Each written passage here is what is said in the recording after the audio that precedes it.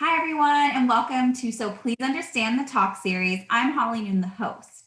And just some quick housekeeping. If you're new to our channel, please hit that subscribe button below, turn on the notifications, like and comment on this video.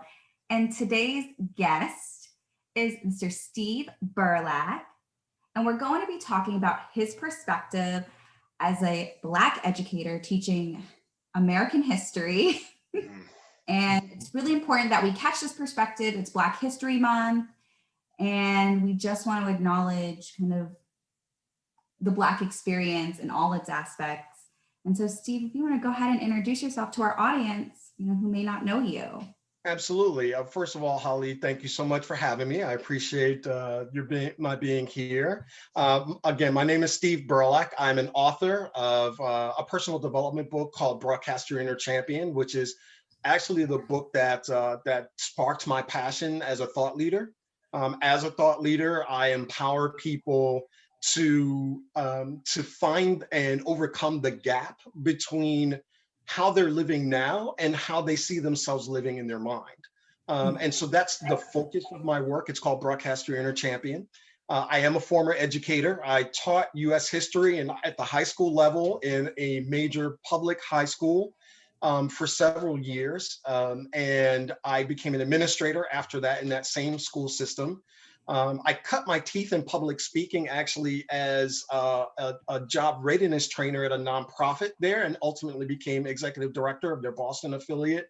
What was great about that was that the work focused more on soft skills and attitude than it did on traditional job training issues like, resume writing, that sort of thing. So that's how I really started cutting my teeth and developing my passion for public speaking and helping people. And I'm a Fulbright scholar. I studied Afro-Peruvian history and culture in Peru while I was getting my master's in education at Morgan State University, Morgan State University. Okay. And I have my degree, my BA in history from City College in New York. And there's more, but we'll come to that. Okay, so the first question is then, why did you become a teacher, and why US history? Well, history is my passion, and it's interesting because it wasn't my passion initially. It didn't really occur to me how important history was until I became an adult. And that was when I actually was doing the training in this job training program. Again, all of a sudden I'm doing this training on attitude, right? And getting people into the workplace who struggled with their attitudes in the workplace. And what I discovered was that most of the folks that I was trying to help had no idea about their own history or who they were, right? And so I started to really dive into that. Why am I the one? Because I was from the same neighborhoods they're from. I grew up in the South Bronx, it's in a poor neighborhood.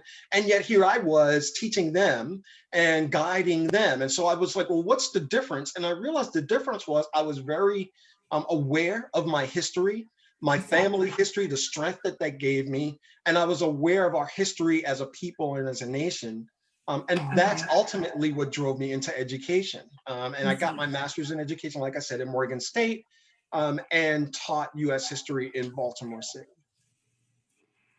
So knowing that typically a lot of the American history books that are, in the education system here are written from the perspective of the colonizer and kind of minimize the experience of, minorities. How did you approach that when you were an educator teaching US history? Well, again, I was there because I had become conscious of history and its effect on us. I very quickly discovered that was not the journey necessarily that high school students were on. So right away, it was literally this culture clash of me trying to, share this passion of history and the students who were cutting across gang neighborhoods to get to school and were hungry, who couldn't care less about, what happened in any given year, or they couldn't care less who Muhammad Ali really was. That just was not in their conscience. So I battled that in two distinct ways. Okay. The very first thing I learned to do right from the very beginning, the first day of class, I would close the door before I got into anything else like the curriculum or anything like that. I would just shut the door. I would sit on my desk, just make it very informal. And I would ask my students, do you understand that you have a Black male teacher that is about to spend an entire year with you teaching you US history? And do Hmm. you understand what that even means, right? Having a Yeah. Black male teaching you this. Yes. And so two things I wanted to accomplish there. One, I wanted them to get out of the idea that history was about what you read in a text or that Mhm. history was about some date you had to memorize. I wanted Mm. them to open themselves critically and start thinking critically about what history even is and why we study it. Wow. Okay. And then extend that by saying history is not a hard science like math. Math, 2 + 2 = 4. There's no arguing it, there's no debating it, right? Mhm. History is the exact opposite of that. History is all Right. tells the story. And Mhm. that's what I wanted to get them to understand, that we weren't studying dates and times, we were studying people, and more importantly, Right. studying who's telling the story of these people and why that matters. I actually learned that at the City College in New York and I Okay. had great professors there. And one of the books that we read was a book called Dead Certainties by Simon Schama. And what Simon Schama taught was that the first thing you had to ask when you were reading any text about history is who wrote it. You had Mm. to know who wrote it, what his or her story was, and what agenda they were trying to extend by even writing this book in the first place. That's where I learned that. And so that led to me then taking the textbook, whichever textbook it was, Mhm. and saying, understand who wrote this. And I would tell who's the publisher? What's the Right. history of this publishing house? Why are they telling the story the way it is? And then I would introduce to them another book called Lies My Teacher Told Me by James Llewellyn. And that Mhm. book was powerful. That book opened my eyes because it was a comparative analysis of high school level history books. And it compared the stories that these books would propagate and, you know, more full versions of the truth. I'll put it Yeah. politely. And Mhm. so, for instance, like, how does Christopher Columbus discover a land with people already there? Like, how do you say he's the Right. discoverer of that land? Diving into what actually happened when the Europeans actually came to this country, and again, Yes. without putting any blame, any thought, just literally what actually really happened, so that as a student you can then make your own decision about what that means. So that's how I combated that right from the start. No, I think that's a really good way to go about it because I know I never had any Black history teachers. I think Hmm. one in the school. Hmm. And, Hmm. and typically they had to spread us out for the few Black kids that there were at our school, so we couldn't be in that class. But I will say, it for me too. It wasn't until I got into college that I realized there was so much more to history than the one perspective, that you could read different books on the same event in history Yes. and realize there were so many perspectives. Yes, absolutely. And you Yeah. bring up a powerful point, Holly. You're not alone. Yeah. Over decades of asking people about this, I discovered that, most people never had a Black male teacher, let alone a Black male history teacher, Mhm. unless and until they got to college. That is actually quite typical. It certainly Mhm. was the case for me. I didn't have my first Black male teacher until I got to college, and it turned out he was a history professor. And so the other thing about that was, in college, again, I would teach my students, understand that studying history isn't it, doing well in the class isn't just about studying the material. It's about establishing a relationship with me as your teacher. And I would Absolutely. actually teach them that, because the point of that was to prepare them for if they Mhm. would go to college, because in college, if you're going to a school with 100,000 people in it, the biggest difference between you're being successful or not is actually getting to know your professor and establishing Absolutely. relationships with them. Because not only that, those relationships could not only help you in the class, they could be lifetime relationships and networking that Absolutely. helps you for a lifetime. And that's a whole nother aspect of teaching history that I think is important, that a lot of people in our community don't really take advantage of. And it's something we have to be more conscious of, building networks with people who've Absolutely. been there and done that. Absolutely. And I know you mentioned some of the difficulties of the students, possibly just being hungry and, they're probably not even mentally ready to absorb anything that you have to say. So what other difficulties did you face, not just from students, but maybe parents, administration, trying to teach history? How much time do you have? I mean, I, woo, we can talk about this for a while. I'm going to be very blunt here, Holly, because I Yes. do not believe in beating around the bush here. Our public school systems are broken. Yes. Period. End of story. They're absolutely broken. There have been study after study about this, and so this isn't just me. Don't take my word for it. No, But absolutely. the number one issue why our public school systems are broken is because parental involvement drops off precipitously once Mhm. the student gets into middle school. And I mean, there's a huge drop off. And there's a whole bunch of reasons for that, which I won't go into. I mean, we don't really, you can research that, Google that, talk, Yeah, research for yourself. But because the parental involvement drops off, Mm, the students don't feel that sort of support at home. And I that see. to a chasm in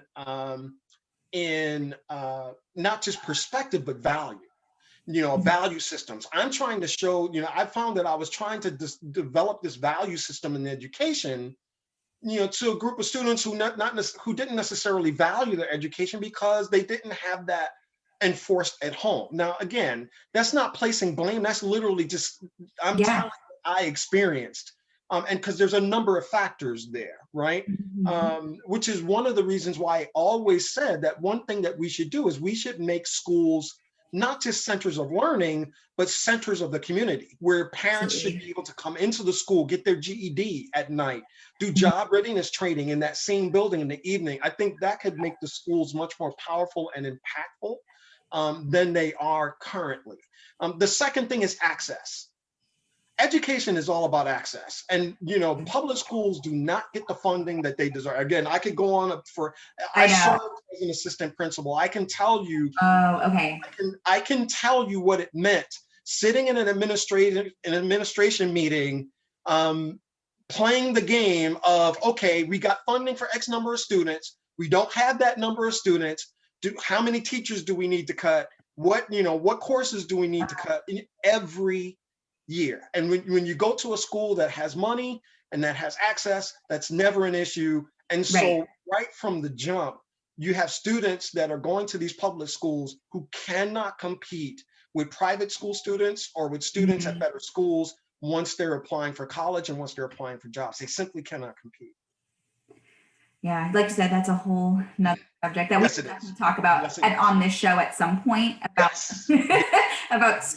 the public school system. I know that's why I choose to homeschool my children Mm, right now mm.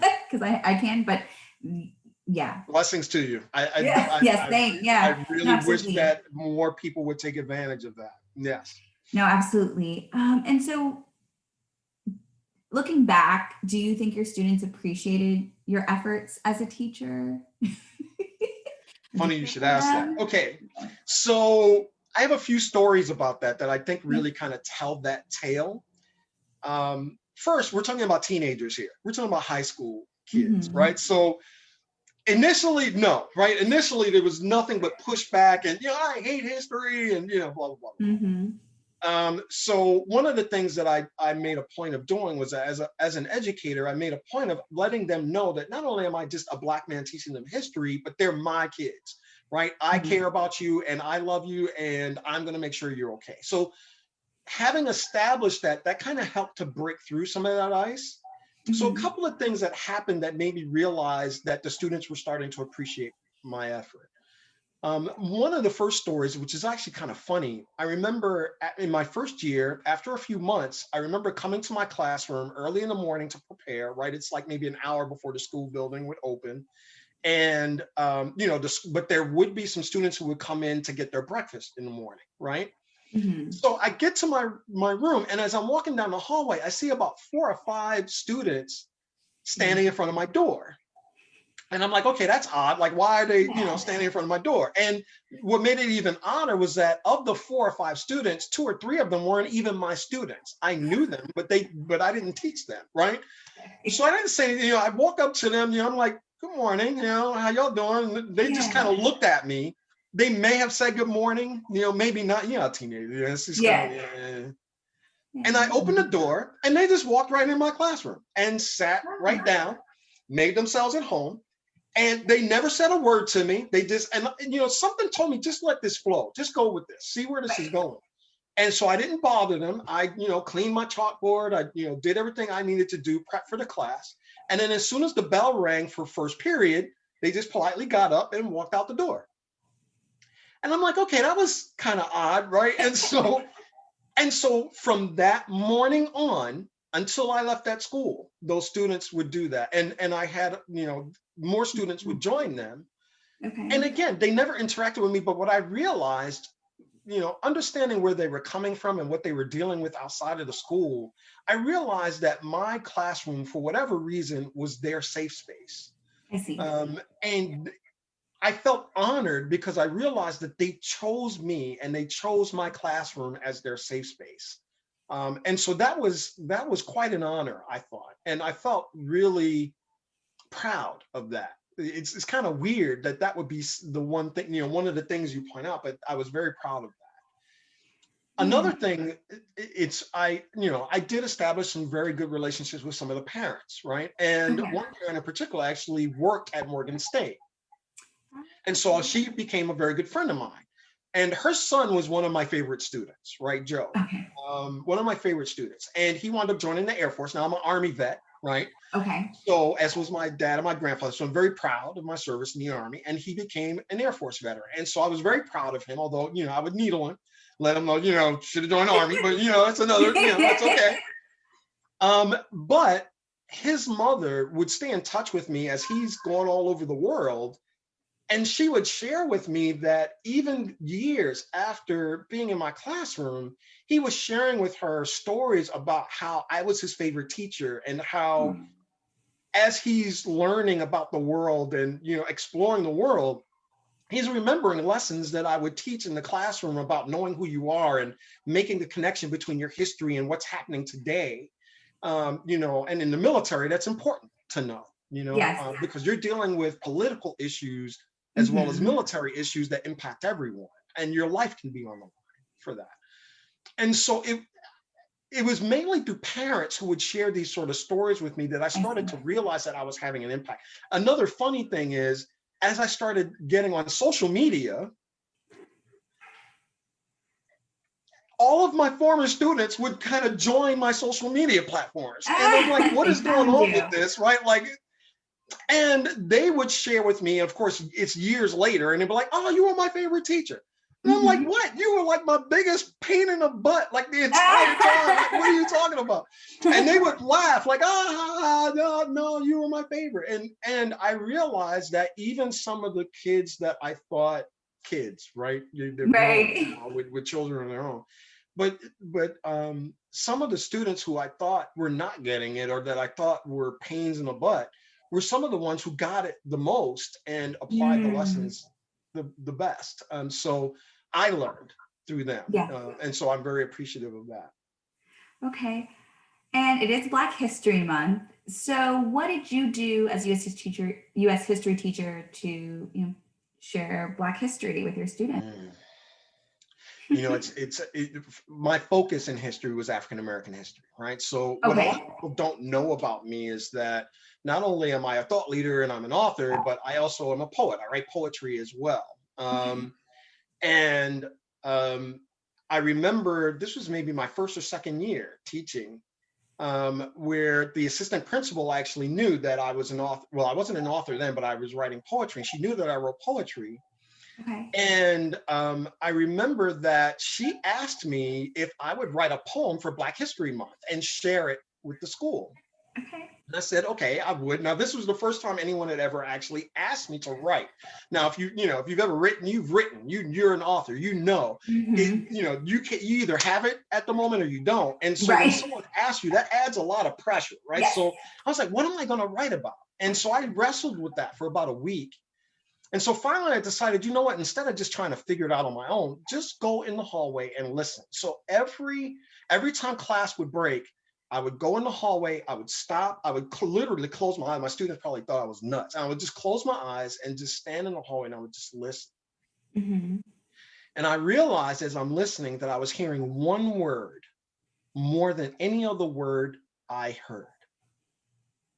And I said, I'm going to write about that word and its impact on us and our people. And that word is the N word. Hmm. And the poem is called Who's Nigger? Okay. And it's spelled Nigga purposefully, right? Hmm. And the poem is just an exploration of the history of the word, whether or not spelling it with an A or an ER makes a difference, Right. and why we should avoid using the word. Now, what was great about that was that I shared it with some of the English teachers in the school. They loved it, and they actually taught the poem in their English class as part of their literature class. And then I would teach it on the historical end to teach about the history of it. And then we actually did a student open forum for Black History Month, in which we talked about whether or not the N word should be used. And we had students and administrators on the panel. And then I recited the poem again at the end of the open forum, and it was powerful, Holly. You talk about education outside of the classroom. Right. It was a great example of how we can educate our kids without using text or without using, scripted stuff. And the most powerful moment was as I was reciting it. There were several students in the audience who were reciting it with me. They had memorized the poem, Wow. and that was the first time I had experienced that as a poet. Oh, wow. And it was absolutely powerful. That sounds beautiful. And does the school still utilize that poem in the school? Do you? I honestly don't know. Again, that's back in Baltimore. That was some years ago. We're talking that was maybe 2006, 2007. So that was some time ago. I'm not sure whether or not they're still utilizing it. I'll have to check back and see. That would be awesome if they are. Yeah, no, it sounds like a great activity. And were the students very, did they participate a lot? Were they very, Yes, oh, yes, and good. that was probably the biggest takeaway from it was that that was a way that we broke through to them. I And I see. think because they were learning it both from the literary perspective and from the historical perspective, it gave it weight. Right. And the fact that it wasn't just some textbook, it wasn't just something that Mhm. somebody telling them about a date or a time or a name to memorize. They were engaged in it. And so once that did so well, I then started opening up what I called Freedom Fridays. And we would do open forums, poetry readings. I literally would set up the classroom with candles, Oh, with incense. I would have snacks for them. I would have them write poetry about the topics that we were learning for the week, and then recite them. What was crazy about that was that teachers and other students would walk by, see what we were doing, and they wanted to participate. They were like, well, can I write for oh, next week? Can I wow. be part of that? And it's like, sure, let's do it. And it became a thing, actually, this Freedom Fridays. Oh, that's great. Yeah, that sounds like a good activity. So, any educators out there, if you need an idea for Black History, Absolutely. there you go. And so the last question is our show is called So Please Understand. And if there's one thing you want our audience to kind of understand or take away from your perspective, your experience as an educator, what would you want them to take away? Great question, Holly. Thank you for that. So the number one thing, if you don't take anything away from tonight, whoever's listening to this, understand there are a lot of people out there who don't like history. Fine, I get it. What I would say to you is take away from tonight that history is never about dates, times, names. It's not about memorization. History is all about you, and history is actually about your own personal development. It's my love of history that led to me being a thought leader in the first place and doing the work that I do, empowering people to live the lives that they see in their minds. You can't live the life that you envision for yourself if you have no idea where you're coming from. That's like trying to find your way on a map, but you don't know where you are to begin with. And Mhm. so I would say, know your history. Do not let anybody else tell you who you are or what your history is or what's important to study. Find your passion, find what you want to learn about, and go learn about it yourself, because you're learning ultimately about you and about people, not about dates or times. History is not just important, it's paramount to your development as a human being. Yes. Amen to all of that. Amen. Yes. Well, Steve, well, thank you so much for being a guest. Where can people um, learn more about what you do, find your book? Absolutely, absolutely. So they can learn more about me at steveberlack.com. It's right there. steveberlack.com. Right. And as well, so you'll find out more about like the work that I do, and you'll find the book there as well. You can purchase it there. You'll find me, first of all, I do have a 7-day challenge coming up next week. And so you'll find me on Facebook. It's the 7-day Make Your Inner Vision Real Challenge. So look for that on Facebook. Just find me on Facebook at Steve Berlack. You'll find me on LinkedIn, Steve Berlack, at Twitter, at S Berlack, and on IG, at S Berlack. And so you'll find me on any of those social media platforms, and you'll find me on my website, steveberlack.com. Please come by. Definitely come to the challenge. It's free, and I'm going to help you get to living the life that you see in your mind. I'm looking forward to helping. Well, thank you. And to everyone, again, hit that subscribe button below so you get notifications when we post new episodes. And again, thanks for watching. Until next time, bye.